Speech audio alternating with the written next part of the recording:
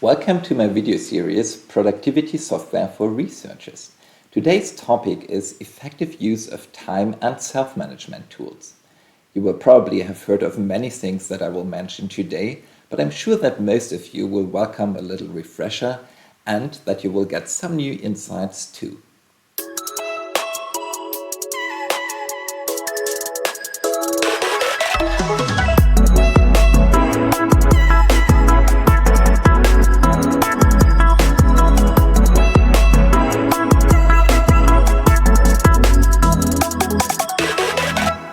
Everything you need to do time management is a calendar and a to-do list.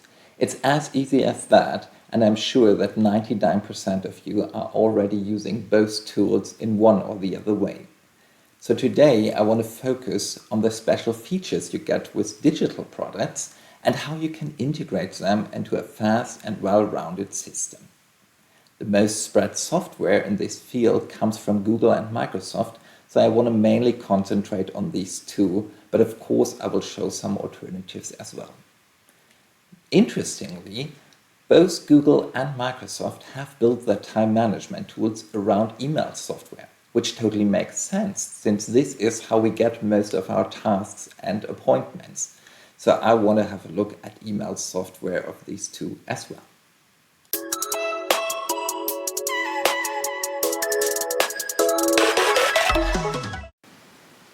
So let's start with Google's GSuite and have a look at the calendar. I've opened mine here and as you see it is quite empty since actually I'm not using the Google product but more the Microsoft product. But I thought to demonstrate it, it might be quite nice not to have a full calendar but to be able to concentrate on the basic looks of the program. So one of the basic features that I find absolutely necessary is to be able to have different views. Here I set the monthly view, but I could as well focus on a weekly view or a daily view or other kind of views, where the daily and the weekly view give me more details, which is probably detailed enough in the weekly view when you have a big screen, and the monthly view gives me the better overview, which is great to see where I can fit in bigger chunks of appointments or projects. Basically, what is absolutely great with advanced calendar software like the Google Calendar is that you do not only have to have one calendar, but you can have multiple calendars in one view. So this view here is just focusing on my calendar. You see my name here, and it's also displaying tasks. But I could as well add a calendar from work, a calendar from my team, for example, and thereby display appointments of others, which is great if you're collaborating and when you want to see when everybody from your team would be available for a meeting or for whatever kind of collaboration you are doing. These calendars would be displayed in different colors. As you can see here, I've got this other calendar with the German holidays, public holidays in there. You can see two public holidays as being green. And if I add one appointment here, it's called appointment, for my calendar, then you see that it's violet because I set it to be that color, and thereby it's easy to distinguish. It's not rocket science what I'm showing you here, as with most of the time management stuff, but using colors to distinguish between different kind of appointments is a great way to find your way in a calendar and to be able to quickly spot what you're looking for. So for example, you could use a certain color for most important appointments, or you could use a certain color if you wanted to block a certain time where you want to work concentrated. So I had to click on more options here, choose another color. Let's say, let's say I reserve yellow for the focus concentrated work, and you see it's still a little bit valid because it's in my calendar, but it's black, it's yellow, so that I can see, okay, this is a block that I reserved, and where I do not want to add any other time slots, any other appointments, it's blocked for my work. And that, for example, is a great technique to focus and to reserve some times in your calendar for focused research work. So what else could you set when you are adding a new appointment? You just click here. You can say, or you have to say a certain, have to give it a certain name. Let's just call it name. And what you can do here, of course, is you can add the time. This is just June 17th because I clicked on that date. But of course, I could add a time and make it a certain hour of the day. I could add guests so that more people are taking part in this event. And that would mean that they would automatically, if I add an email address there, get an invitation for that. I could also add a location to remind myself where it will happen and a description. And if I click on more options, I could change the color, which I've done before, or add a notification. So to be reminded by a pop-up or by a sound on my phone if I have the Gmail app on my phone. And the cool thing with Gmail, which it can do, which a lot of other software can't, is that I can add various notifications. So I can say I want to be reminded one day before, and I want to be reminded the same day, both at 9 a.m. and have these notifications there. So basically, that would look like this then. So these are the basic functions that calendars should be providing, and that you could use to have a good overview in your calendar. And of course, what you can do here is you can drag around these appointments to another day, or click on it and change the details, and so on and so on. As I said, it's not rocket science. It is something that most people will already be doing, but maybe not in the best structured way to do that. And especially, it is often the case that we tend to get lost in certain processes that we are using and not do them with the consequence that we should be doing. So everything that I show you here can be fitted to your needs, can be used in the way that is helpful for you, but then try to set it up at once in a good way, in a good structure, and then use it consequently. So that's basically the calendar here. And as I said before, the starting product for this GSuite was the Google Mail. And so let's have a look at Google Mail. You click up on here, switch over to Google Mail, and see your email there.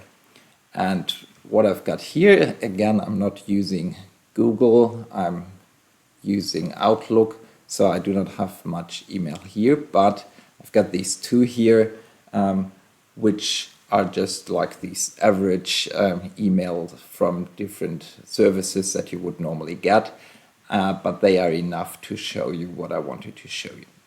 So the first thing is that comes to our attention that Google Mail has this possibility to have various levels of emails. The highest up level here is the important and unread emails. So if a new email comes in that Google recognizes as being important, it would be set here. And as you see, I've got no important messages left here. What makes it important? Well, Google Mail is learning. And for example, I could say the Quora team email here is important by clicking on this one here, on this little arrow, that would help Google to learn that it is important, and the next time the Quora team would send me an email, it would be displayed up here and not down there under everything else.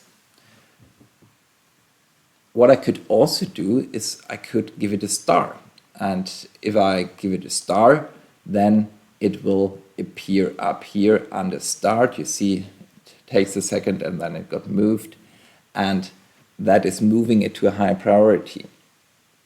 And so this shows, having these 3 levels shows that it is quite nice how you can use different priority stages to display your emails. And that is why, for example, many people are using their email inbox as their to-do list, because it gives you the possibility to prioritize and to show which emails are more important than others.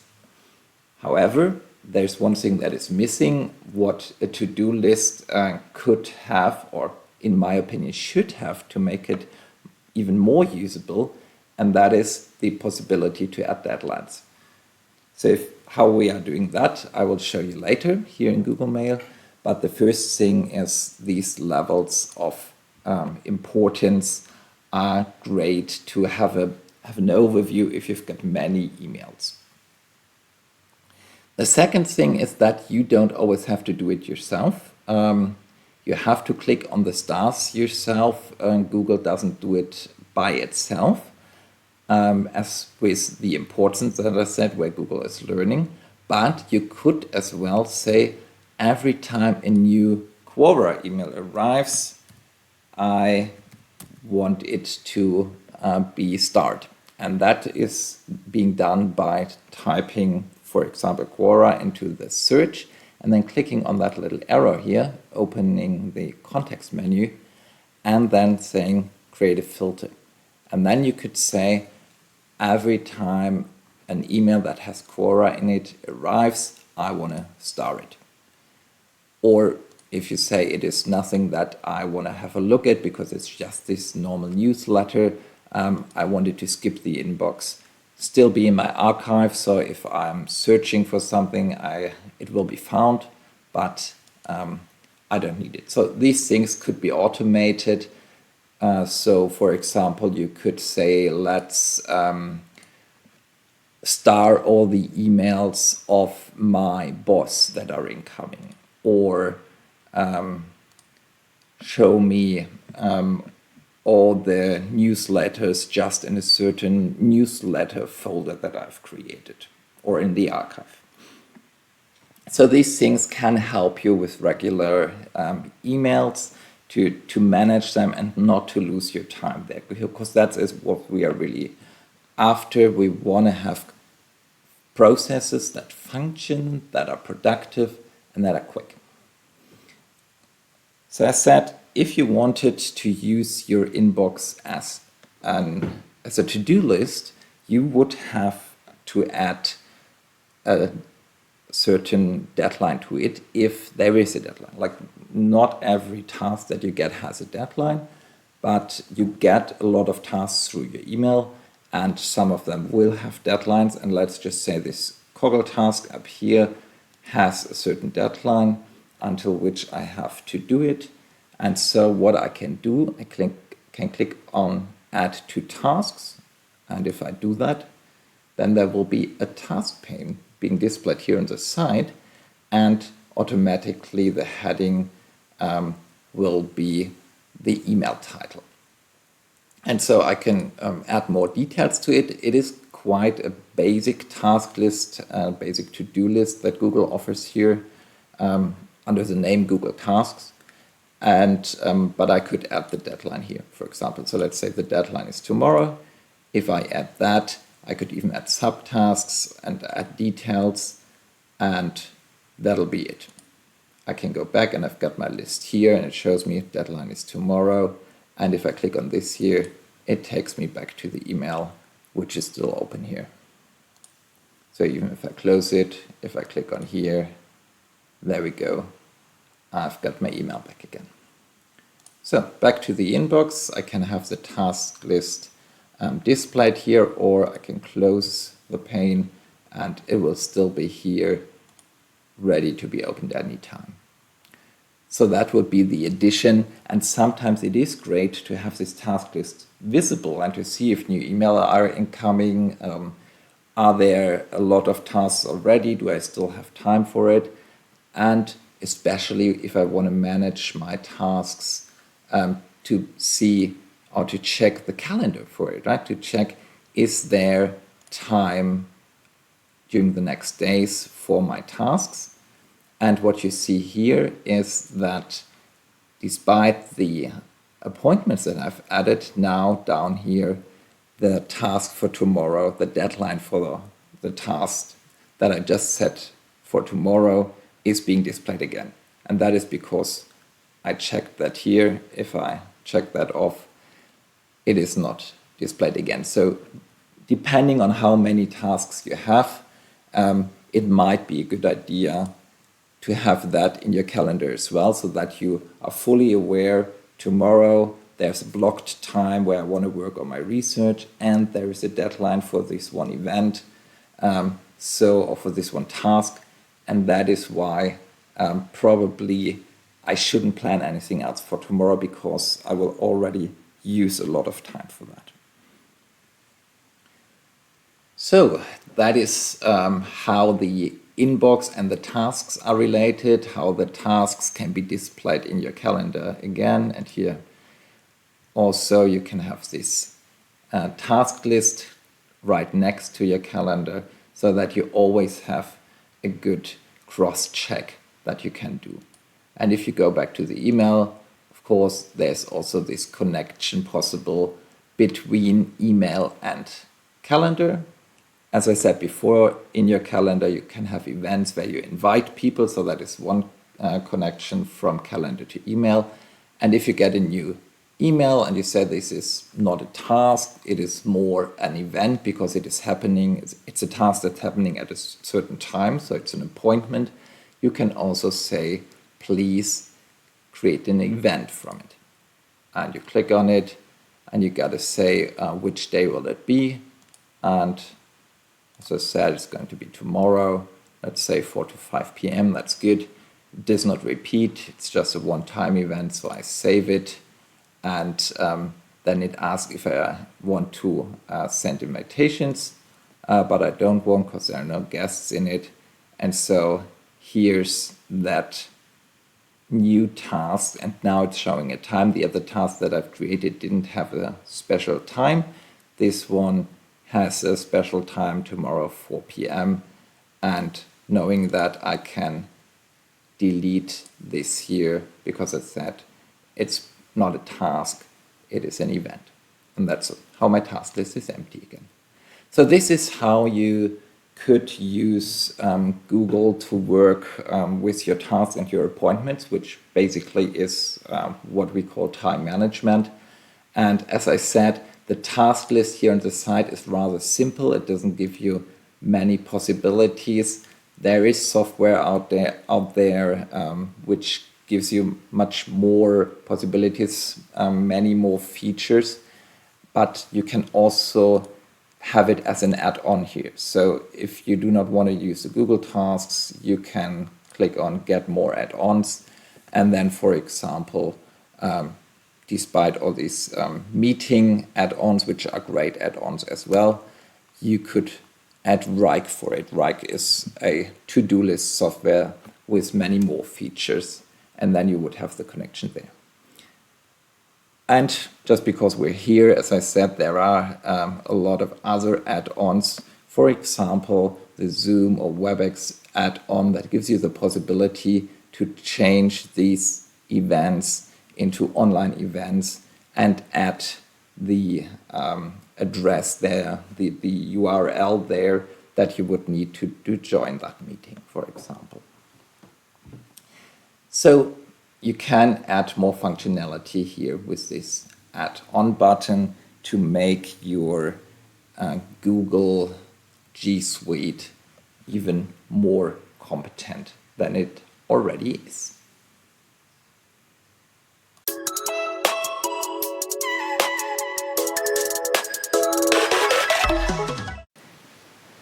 Then let's have a look how Microsoft is doing all this.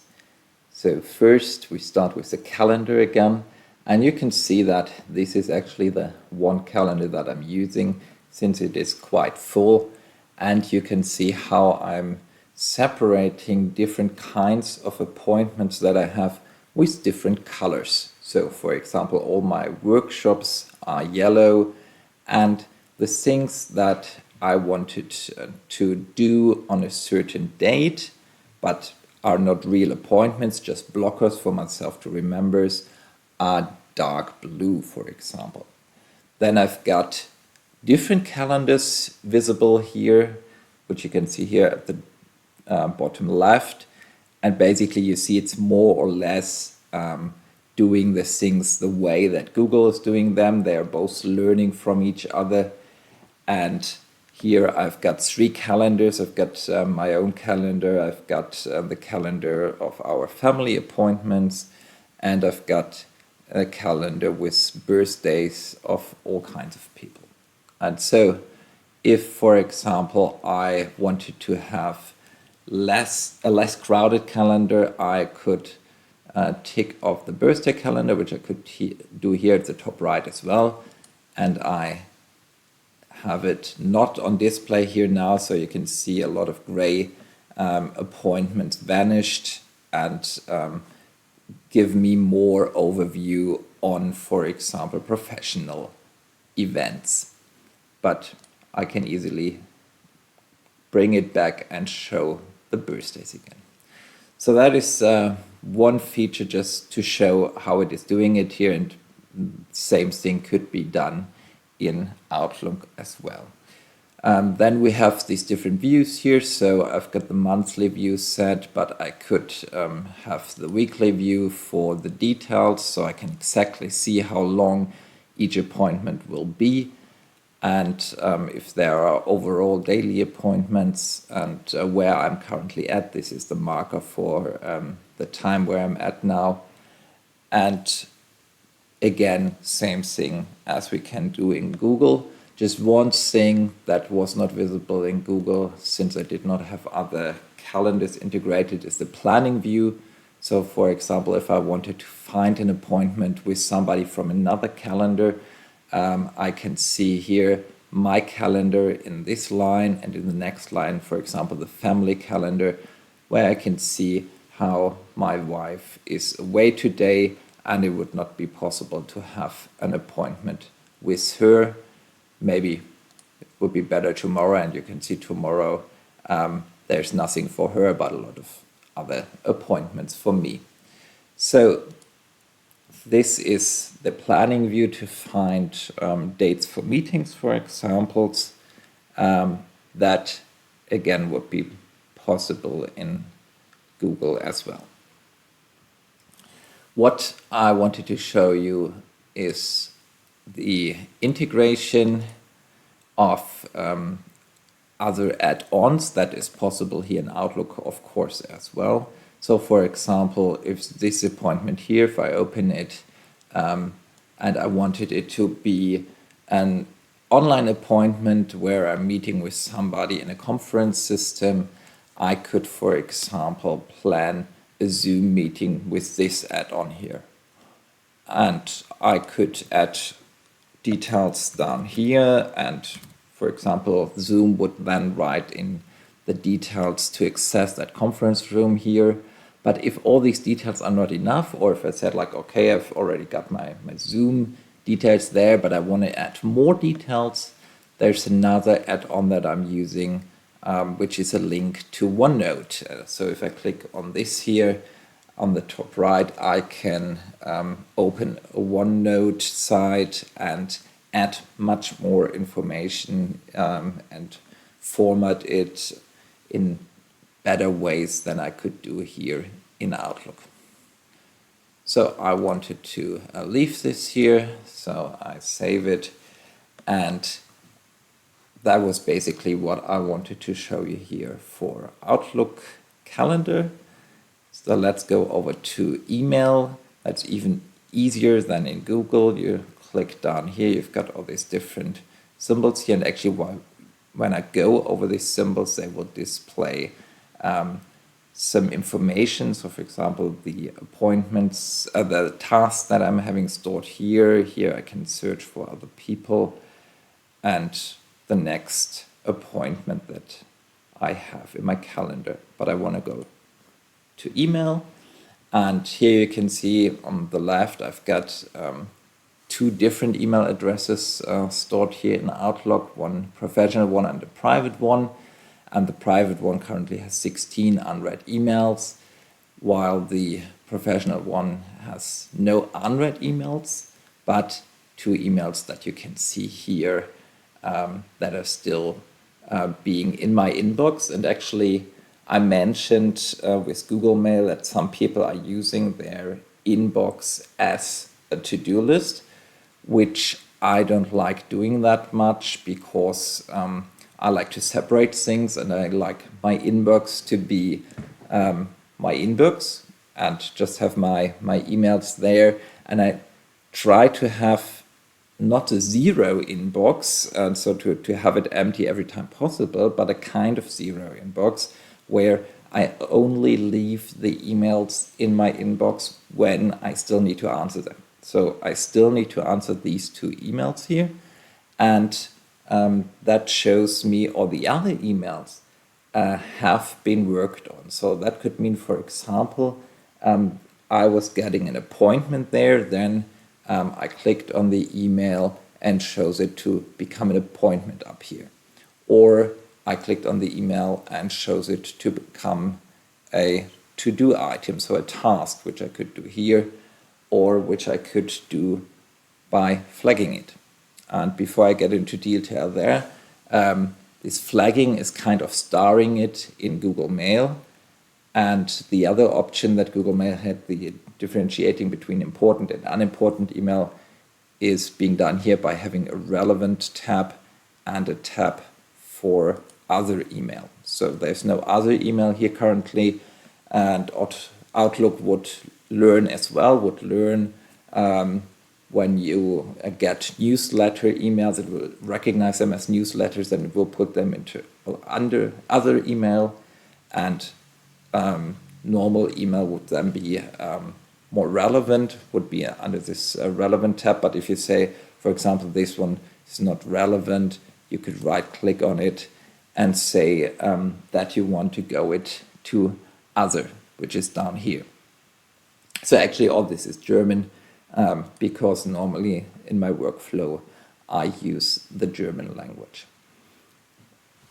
I said that I could use the flagging here just to mark it as higher priority, but I can also use the flag for other things. So both of these emails are flagged, and I'm using them in the kind of way that I say, I do not just have to answer it and can answer it quickly by just taking a minute time and doing it, but there's more to do with it. So the content of the email will be something that needs some preparation before I can answer. And then I'm flagging it. And when I'm flagging it, it's just clicking on this flag. And here it would say, okay, now it is done. And I could even say I don't want to have any marking there, or I go back onto it and it will display this flag and I can flag it again. So this is how that is working. And when I do flag it, then what happens is that it will automatically become a task in a to-do list. And Outlook has this integrated to-do list, which is down here as a task pane.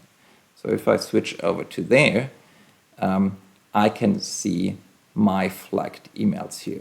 So for example, the one I just flagged, if I just flag it without saying anything, it will automatically say, okay, this one is due today.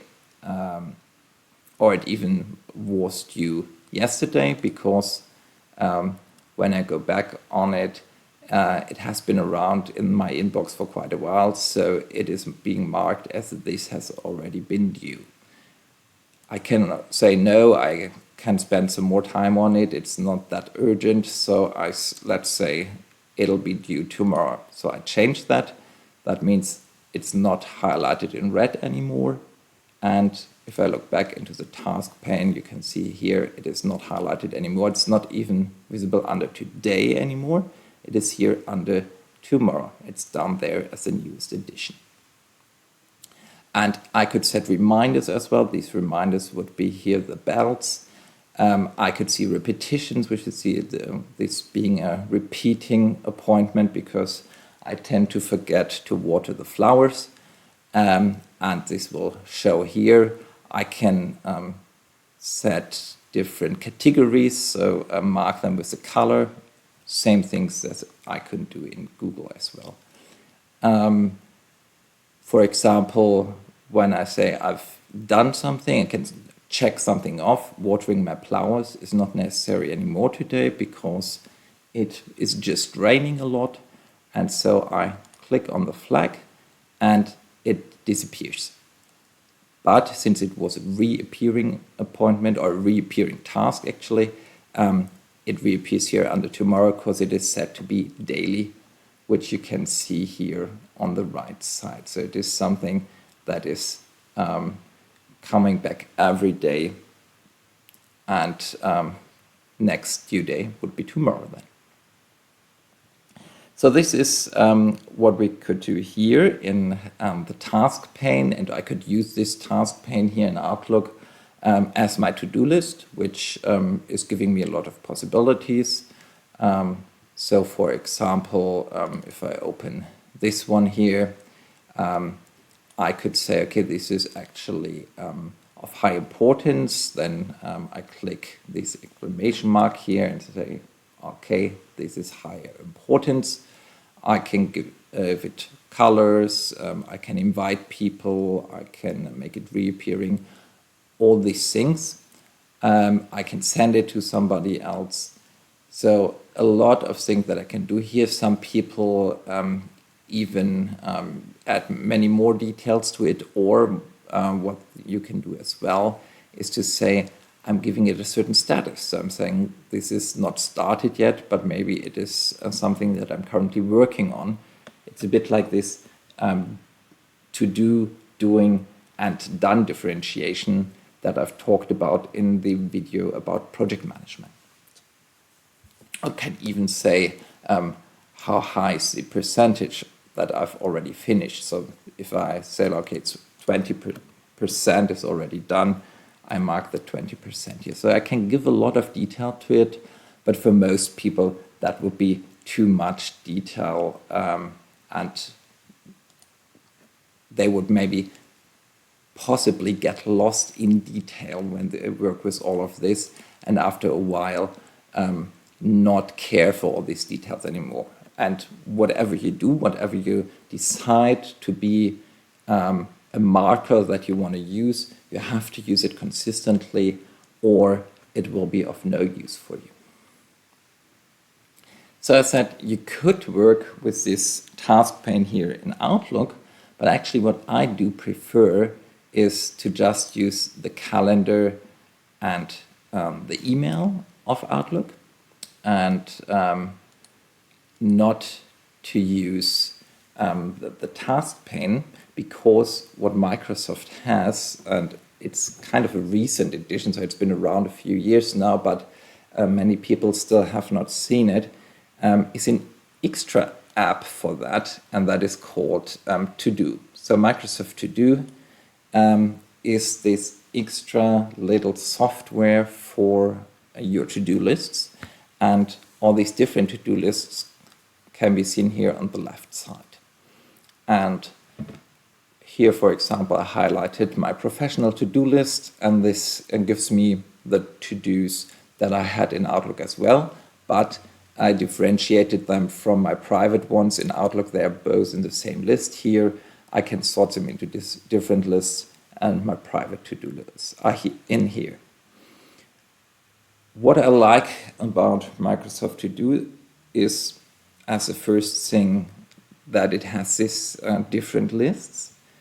Secondly, it has a much cleaner look. It gives me an easier overview of my tasks than Outlook has. And for example, if you remember that little exclamation mark in Outlook that was highlighting an important task that was not very visible. Whereas here, it's the same with the stars.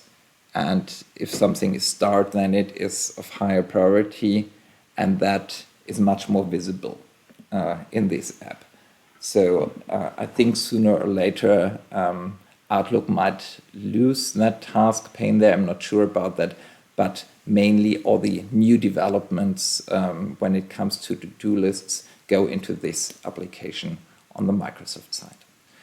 And here you can see easily how what's the status of these different tasks here. So the first one here actually was due yesterday. That's why it's red. And actually, I just left it there. I finished it yesterday, but I left it there to show you so I can tick it off right now, and it will disappear.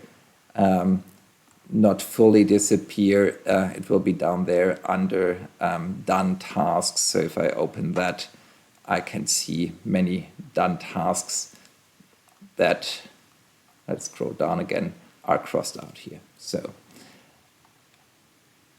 and then there are like a lot of other tasks left that I still have to do, but only these two are due today, so I still have to do them today.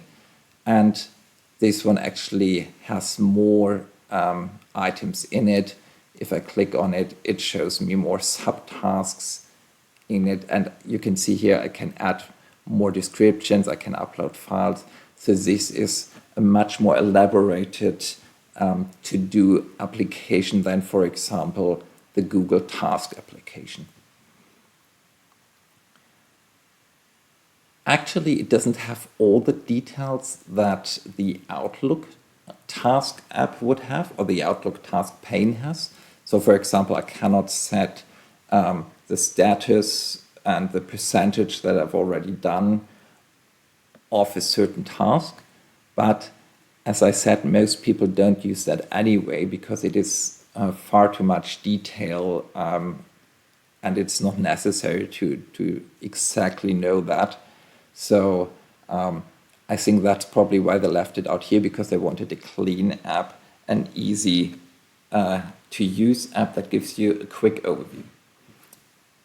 What I like as well is that this app does not only integrate with Outlook. You saw how actually all the information that this one can display here will be displayed in Outlook as well, and vice versa. So what I change in Outlook will be synchronized with this one and back.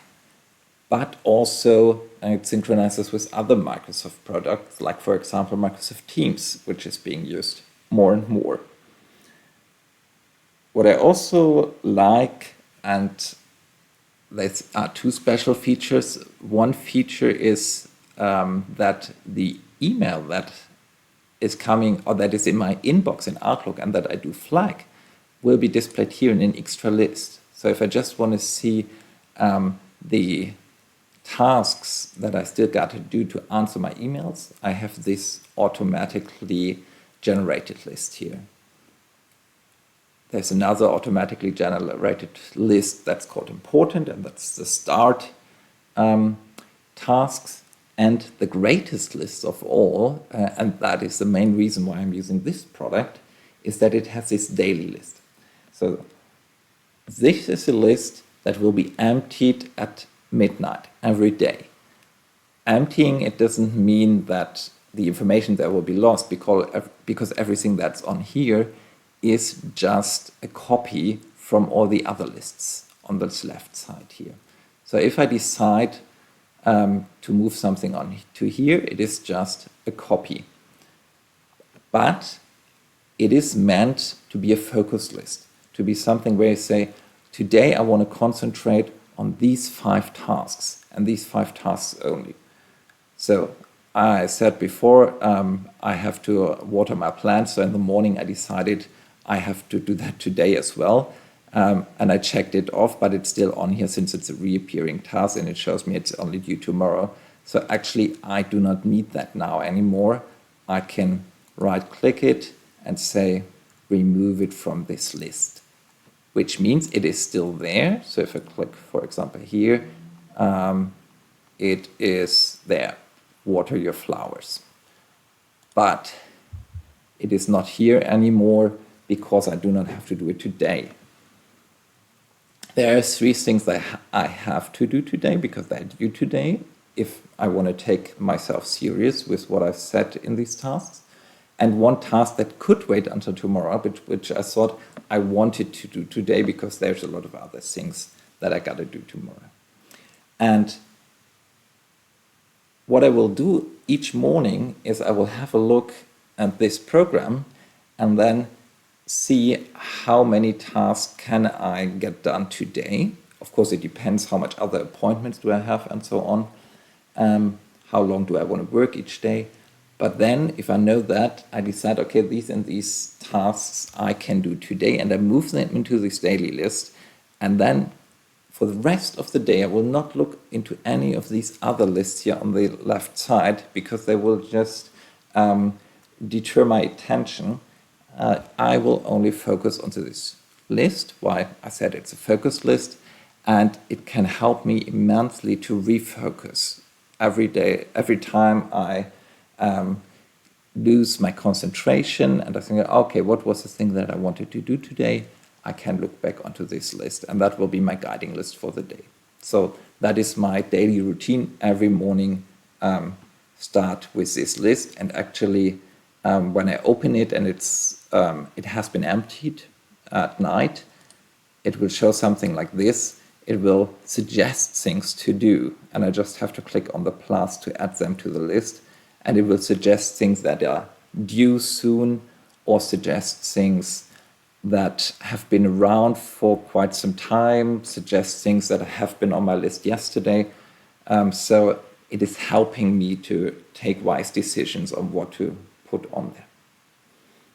That was basically what I wanted to show you from the Microsoft side. So you can see a lot of things work the same in the Google universe as in the Microsoft universe.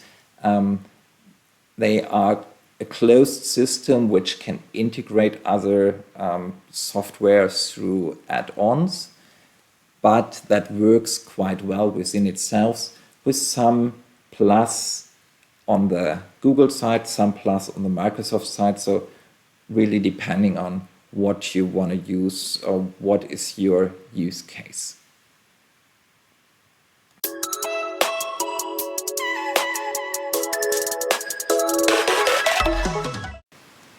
So when it comes to alternatives, the first one that gets a lot of mentions is Mozilla's Thunderbird.